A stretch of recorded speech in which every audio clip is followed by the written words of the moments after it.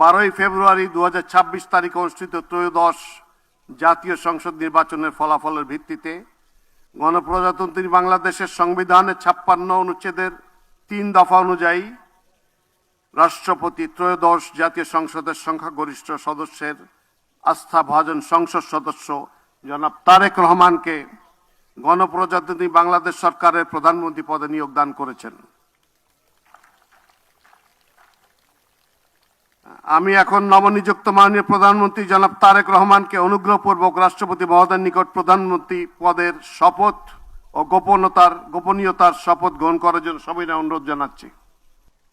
নবনিযুক্ত মাননীয় প্রধানমন্ত্রীর শপথ পাঠ পরিচালনা করার জন্য রাষ্ট্রপতি মহোদয়কে বিনীত অনুরোধ জানাচ্ছি। বিসমিল্লাহির রহমানির রহিম। বিসমিল্লাহির রহমানির রহিম। আমি সশ্রদ্ধ চিত্তে তারেক রহমান সশস্ত্র চিত্রে শপথ করিতেছি যে আমি আইন অনুযায়ী সরকারের প্রধানমন্ত্রী পদের কর্তব্য বিশ্বস্ততার সহিত পালন করিব। আমি বাংলাদেশের প্রতি অকৃত্রিম বিশ্বাস ও আনুগত্য পোষণ করিব। আমি সংবিধানের রক্ষণ সমর্থন ও নিরাপত্তা বিধান করিব। আমি ভীতি বা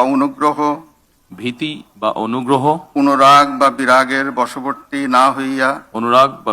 বশবর্তী না হইয়া সকলের প্রতি আইন অনুযায়ী যথাবিহিত আচরণ করিব।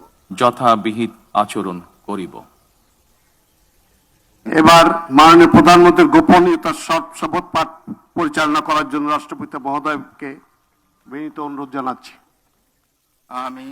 আমি তারেক রহমান সশস্ত্র চিত্রে শপথ করিতেছি যে সরকারের প্রধানমন্ত্রী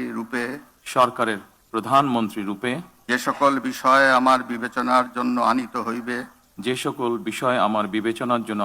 হইবে বা যে সকল বিষয় আমি অবগত হইব তাহা প্রধানমন্ত্রী রূপে যথাযথভাবে আমার কর্তব্য পালনের প্রয়োজন ব্যতীত প্রত্যক্ষ বা পরোক্ষভাবে কোনো ব্যক্তিকে জ্ঞাপন করিব না বা কোনো ব্যক্তির নিকট প্রকাশ করিব না।